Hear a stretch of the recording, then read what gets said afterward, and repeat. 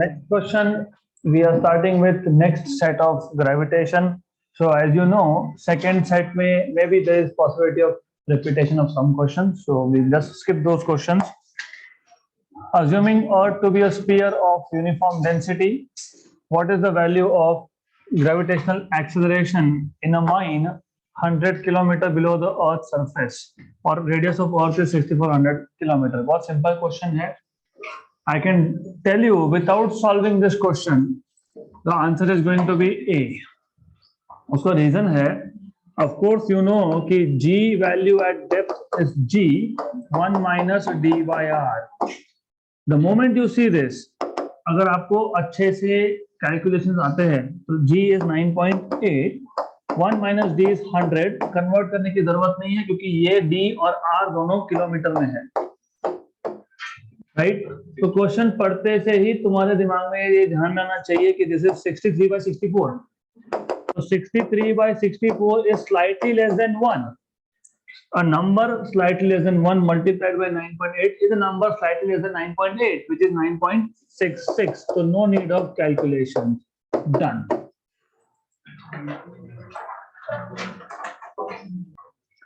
Next question. The angular velocity of Earth with which it has to rotate so that acceleration due to gravity on 60 degree latitude, it should be at 60 degree latitude. Okay, so at a latitude of 60 degree becomes 0. ये हमने already किया से हमने 45 degree के लिए solve किया था, if I'm not wrong. तो आपको पता है कि g theta is g minus r omega square cos square theta, और आपको ये बोल रहे हैं कि 60 डिग्री पे this should be 0. इसका मतलब ultimately they are telling you कि equate this equal to 0 and put theta equal to 60. So g minus r omega square cos square 60 equal to 0.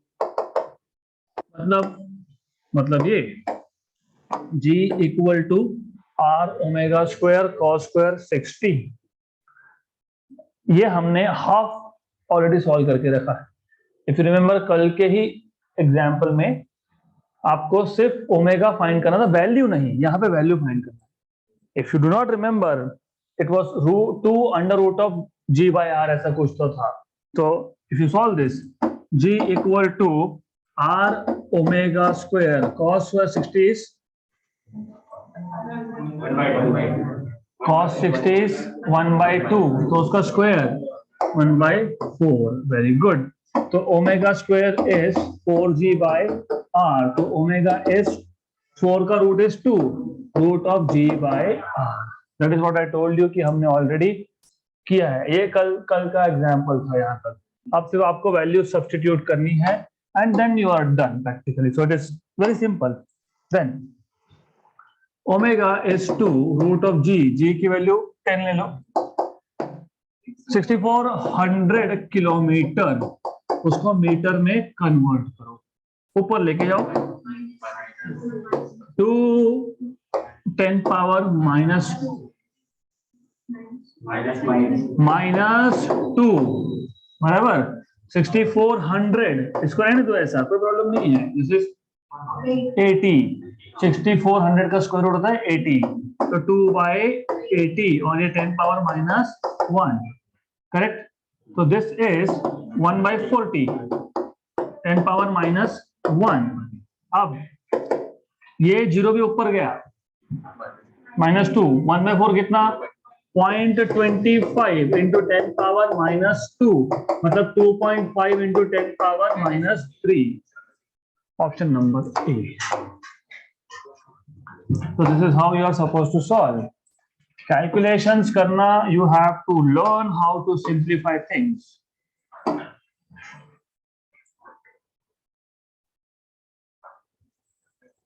Next question.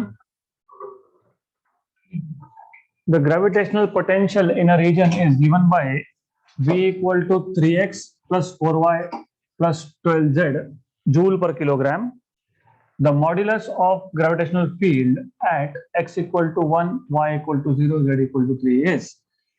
Modulus of gravitational field, सबसे पहले you should know what is the meaning of modulus of gravitational field. They're asking you gravitational field intensity. आपको मैंने बताया था electrostatics, electrostatics में चार चीजें important हैं, फोर्स, देन पोटेंशियल एनर्जी, और यहाँ पे लिखा था मैंने इलेक्ट्रिक फील्ड और पोटेंशियल। अगर आपको याद होगा, जस्ट फॉर रिवीजन, इसका इस क्वेश्चन से रिलेशन नहीं है जो अभी लिख रहा हूँ उसका, बट जस्ट टू नो, ये था k q1 q2 by r square, ये था k q1 by r square, ये था k q1 q2 by r, ये था k q1 by। अगर आपका मैथमेटिक्स स्ट्रांग है, जो हो जाएगा थोड़े दिनों में डेरिवेटिव सीखने के बाद इन डिटेल, आपको पता होना चाहिए whenever you have r square, उसका डेरिवेटिव लोगे तो r का पावर हो जाता है एक से कम, करेक्ट, गुड। तो ऐसा कौन से दो इक्वेशंस है जिसमें एक जगह पे r स्क्वायर है, दूसरे में r, लेकिन numerator is same? these two and these two। मैंने क्या बोला, डेरिवेटिव लेने के बाद, डेरिवेटिव लेने के बाद पावर एक से होता है कम, मतलब मैं अगर फोर्स का डेरिवेटिव लेता हूं विद रिस्पेक्ट टू r, तो मुझे मिलेगा potential energy. So potential energy is negative derivative of force. Similarly, if I take negative derivative of electric field, we get potential। थोड़ा क्वेश्चन मैथमेटिकल है और आपको पता होना चाहिए। तो what you need to know is, you need to know कि potential energy and force are connected with the help of this derivative. इससे और आगे जाओगे, take one more step forward, df is minus udr, मतलब force is integration of this, right. तो वो ठीक है, that is advance level physics, तो छोड़ दो उसको, फिलहाल इतना पता होना चाहिए। तो व्हाट डू यू अंडरस्टैंड, अब याद रखना, look at the pairs very carefully, ये पता होना चाहिए। सो आपको क्या दिया है, potential, gravitational potential v which is 3x plus 4y plus 12z। पूछा क्या है, ग्रेविटेशनल फील्ड का मॉड्यूलस, मतलब फील्ड इंटेंसिटी। ग्रेविटेशनल फील्ड और इलेक्ट्रोस्टैटिक फील्ड v से डिनोट करते हो।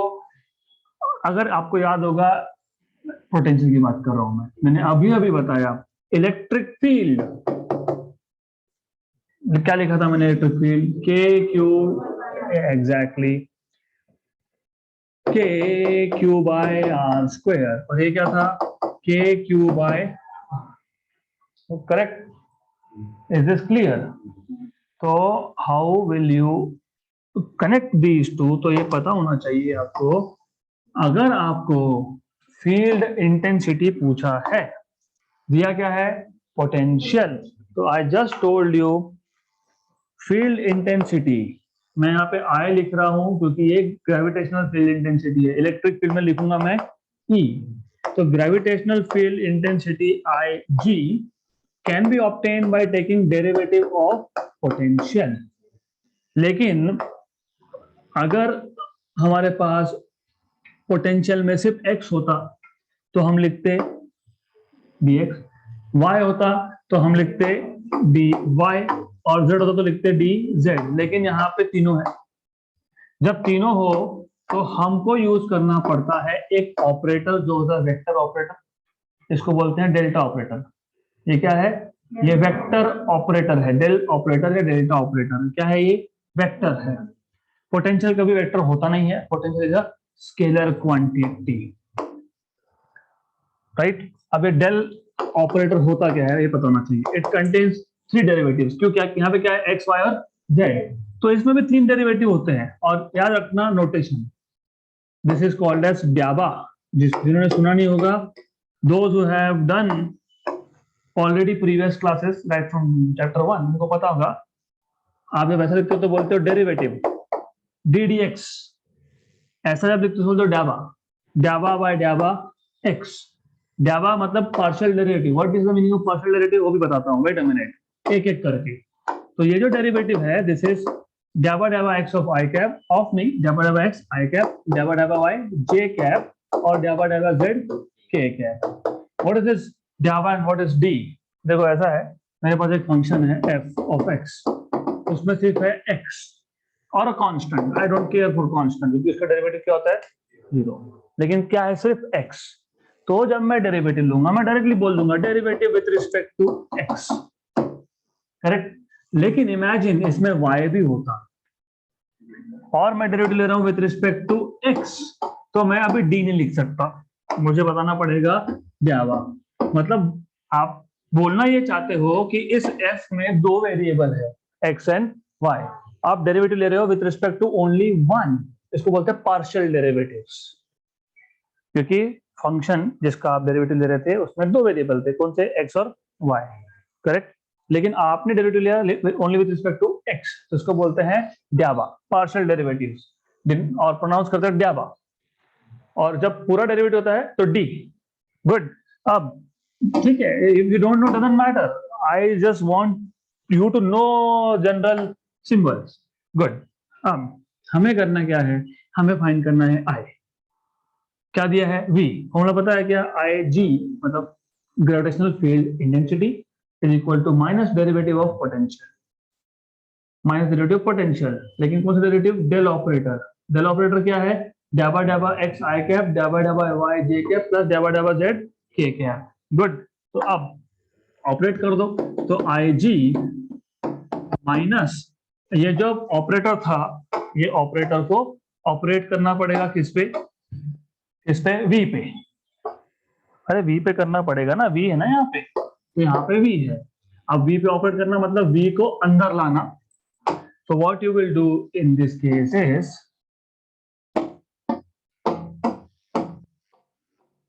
कुछ नहीं करना है और सिर्फ हर एक के साथ इसको लिख देना है. करेक्ट हो गया. देन ऑब्वियसली अब जब आप डेरिवेटिव लोगे, पहले आप लोगे डाबा डाबा वी ऑफ एक्स, डाबा डाबा X. What is V? 3x plus 4y plus 12z something, या 12z. अब जब आप with respect to x derivative ले रहे हो तो yz का जो टर्म है वो कांस्टेंट हो गया, तो कांस्टेंट का डेरिवेटिव क्या होता है? जीरो. तो डाबा डाबा x ऑफ 3x, बाकी गया जीरो. ये आ गया 3 dx dx मतलब 3. ये आ गया. गुड. सिमिलरली जब आप डाबा डाबा y करोगे विथ रिस्पेक्ट टू y लोगे, तो देन यू नो कि 3x और 12z कांस्टेंट है, तो सिर्फ 4y पे लिया जाएगा, तो आंसर आएगा 4. सिमिलरली जब आप z, तो आएगा 12. Excellent, very good. गुड. तो अब आपको मिल गया IG इक्वल टू क्या था? dv by dx, पर dv by dx इज 3 और नेगेटिव साइन है, नेगेटिव साइन है. 3i cap plus 4j cap plus 12k cap. IG equal to -3 -4 and -12. आपको पता है मॉड्यूलस मतलब मॉड वैल्यू, और वेक्टर का मॉड वैल्यू मतलब x कंपोनेंट का स्क्वायर प्लस y कंपोनेंट का स्क्वायर प्लस z कंपोनेंट का स्क्वायर. तो -3 का स्क्वायर प्लस -4 का स्क्वायर प्लस -12 का स्क्वायर, अंडर रूट ऑफ 9 प्लस 16 प्लस 144, 169 का रूट 13. तो answer should be 13. Option number B. I will repeat again, तो pay attention here.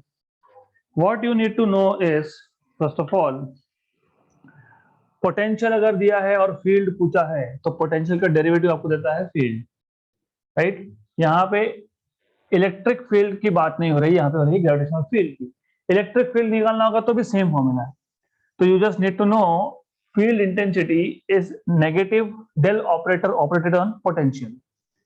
Field intensity चाहे वो इलेक्ट्रिक फील्ड हो चाहे वो ग्रेविटेशनल फील्ड हो, is equal to negative of del operator operated on potential. लेकिन del operator क्या है?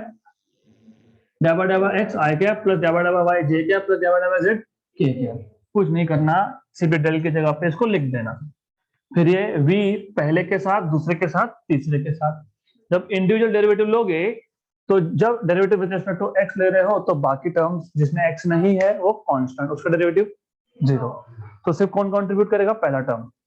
जब विद रिस्पेक्ट टू y करोगे तो दूसरा term, with respect to z करोगे तो तीसरा टर्म। तो 3 वैल्यू मिल गई। तो क्या करेंगे? सब्स्टिट्यूट करेंगे। सब्स्टिट्यूट करने के बाद वेक्टर फॉर्म आ गया, लेकिन आपको पूछा है मॉड्यूलस, मतलब मॉड, मतलब under root of x component square plus y component square plus. So that's how you are supposed to solve this question. Next question. A satellite is revolving around the Earth with orbital speed v0. So you have a satellite which is revolving around Earth with orbital speed v0, matlab it is in circular orbit. If it suddenly stops, the speed with which it will strike the surface of Earth would be, where ve is escape velocity of particle on Earth surface. ठीक है, अब तो पहले question समझ लो। आपके पास एक satellite था which was orbiting and then it suddenly stops. तो suddenly stop होना मतलब ये, when it suddenly stops, what happens is, you should know what happens in that case. If the satellite suddenly stops, यहाँ पे आया और suddenly stop हो गया, मैं इसको बोलता हूँ A, point A. Suddenly stop हो गया मतलब it is no more in circular motion, मतलब there is no kinetic energy, तो only energy is potential energy. And then potential energy, as you remember, depends on distance from the centre of earth, R और H. तो this is small R, correct? So what you have is total energy at A is only potential energy, that's it, which is minus G capital M small m by R. Okay, then when it strikes the ground, क्योंकि अभी ये रुक गया है, नीचे गिरेगा, रुक गया ना, अरे नीचे गिरेगा, नीचे गिरेगा मतलब let us say B point. So when it hits the ground, total energy at B is nothing but potential energy at B plus kinetic energy at B. It is just like object released, क्योंकि जब आप release कर रहे हो मतलब initial velocity 0 था और ground पे हिट करेगा तो फाइनल वेलोसिटी 0 नहीं होगा। तो ग्राउंड पे हिट करने के बाद it will have kinetic energy. तो you have to find this separately now. You have to find potential energy at point B which is minus G capital M small m by capital R. And also you're supposed to find out kinetic energy, which is half mv square. But according to law of conservation of energy, anyways, तो पहले इसको add कर लेते हैं। So total energy at B is kinetic energy plus potential energy, but potential energy itself is negative. Now, according to law of conservation of energy, energy can neither be created nor be destroyed, which means total energy at A equal to total energy at B. Right? Total energy at A was only potential and it was minus G capital M small m by small r. Total is half m G square minus G capital M small m by capital.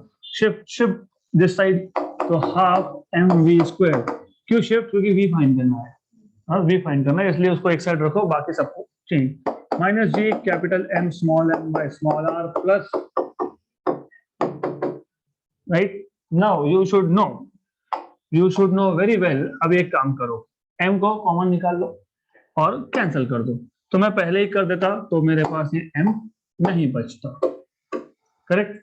अब और एक चीज आपको करनी है, you have to learn, you have to know, look at the options what you have. तो option को देख के चलो तब समझेगा। एक काम और करो, ये जो 2 है ना, यहां से उठाओ, put it here, right? Then you have V square equal to 2gm by r minus 2g capital M by small r. अब what will you do after this step? This step is something that is telling you something. चलो एक काम और करता हूं, मैं आपका काम और आसान करता हूं।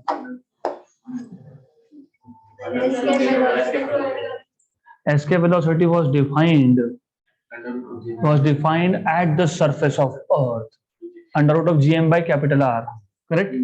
अब इसको एक काम करना, थोड़ा गड़बड़ नहीं हो इसके लिए पहले ऐसा लिख लो, पहले आप इसको ऐसा लिख लो, you have this, then what you need to do, इसको अंडर रूट कर लिया अलग से और उसका स्क्वायर, इसको अंडर रूट कर लिया और इसका square, correct.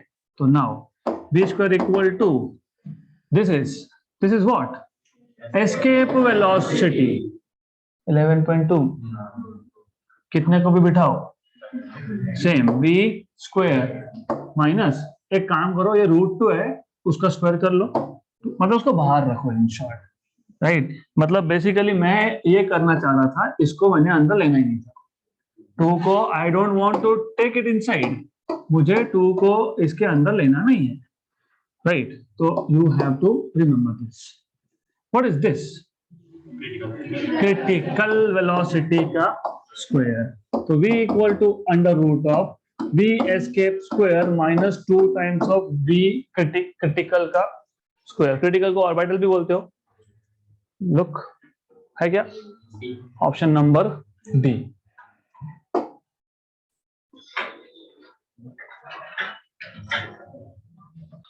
Next question, okay this type of question we have done, हमारे पास दो स्फीयर्स थे 5 kg 10 kg 1 मीटर अपार्ट, फिर gravitational field intensity must be 0 from 5 kg block, हमने ऑलरेडी सॉल्व किया है, 0.4 मीटर हमारा आंसर आया था। Next question, a body is projected up with a velocity equal to 3/4 of escape velocity from the surface of earth, the height it reaches from the center of earth, the height it reaches from the center of earth, मतलब small are पूछ रहे हैं, good. अब ये question और पिछला question opposite है, यहां पे एक हाइट से बॉडी ग्राउंड पे गिरा और इस क्वेश्चन में ग्राउंड से बॉडी हाइट पे जा रहा है, मतलब एग्जैक्टली सेम मेथोडोलॉजी।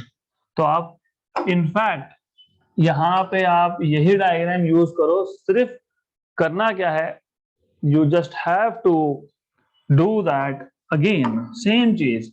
तो what is the total energy at A, it is only potential, क्योंकि जब आप बॉल को ऊपर थ्रो करोगे बॉडी को, तो at maximum height it comes to stop, मतलब v becomes 0, मतलब ओनली एनर्जी इज पोटेंशियल। तो अभी देखा ना हमने -gmm by small r, then total energy at b is kinetic plus potential, और this is half mv square and this is -g capital M small m by r, और उसमें भी v आपको बोला 3/4 ऑफ एस्केप, तो you will get this as half m 3/4 of escape का square, then you have -g capital M small m by capital R, going good, fine।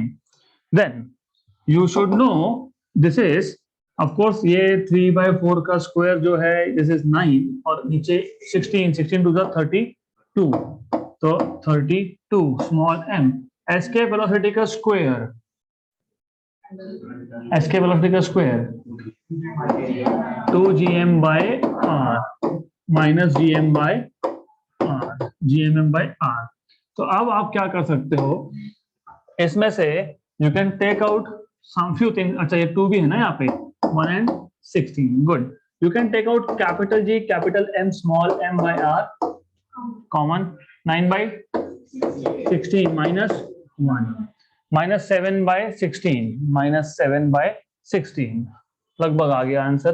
तो you have this as -7 by 16 g capital M small m by r, this is total energy at point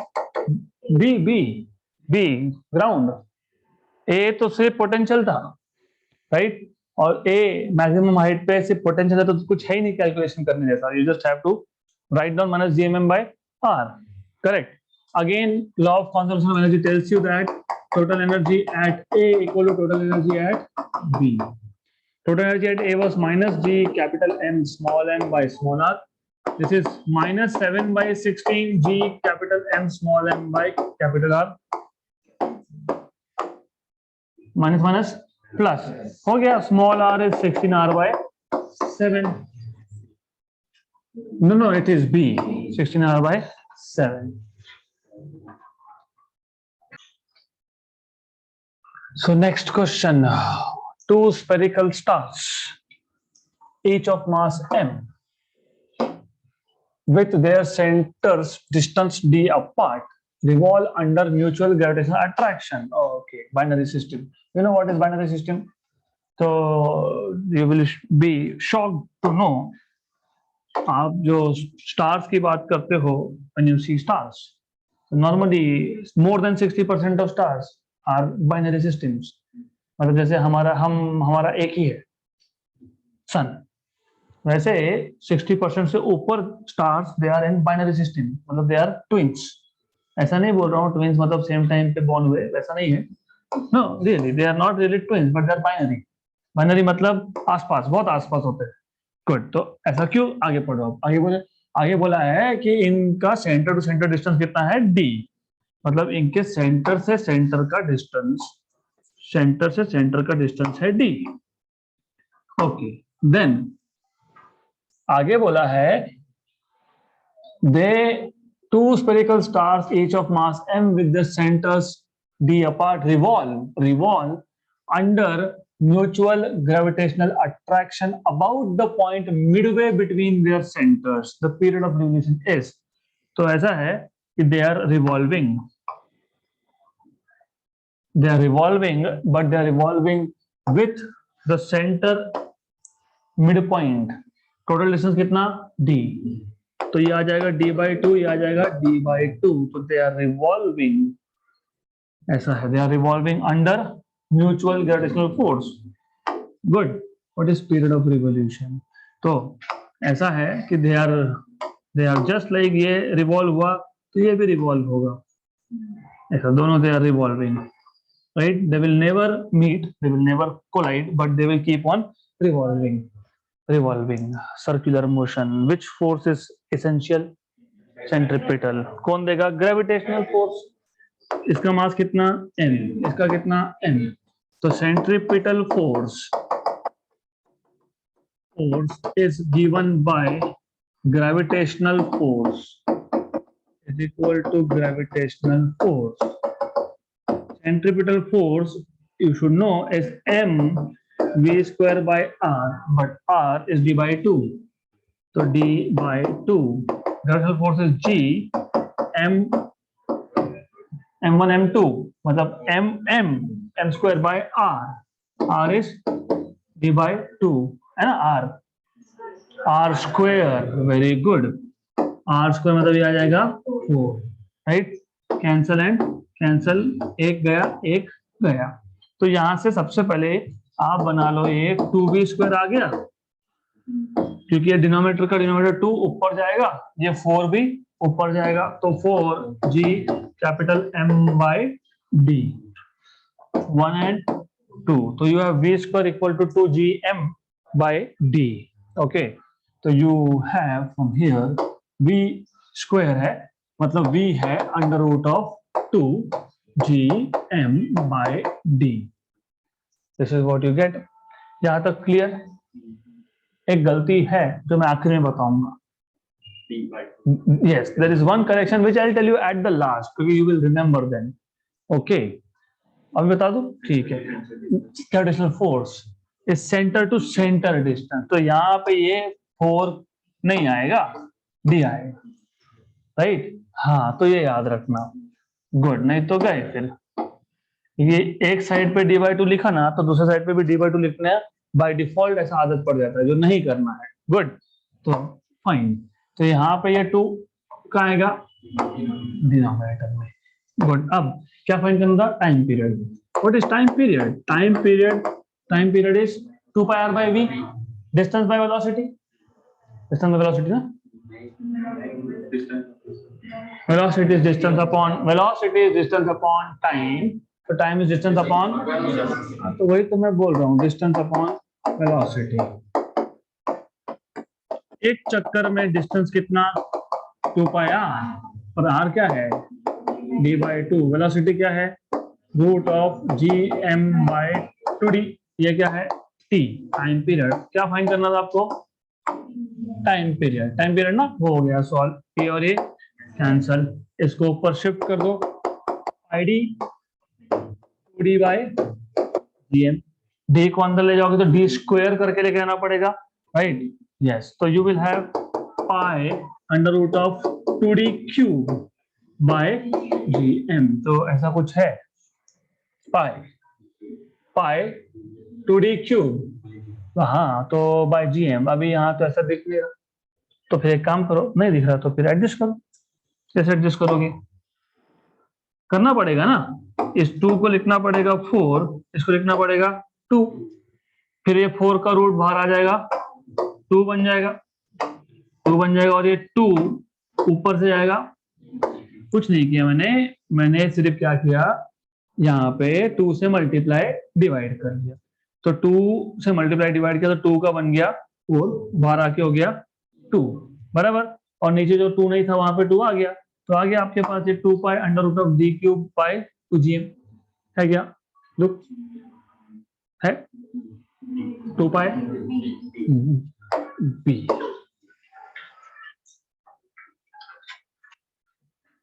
Okay, so that's it for today. More questions in the next session.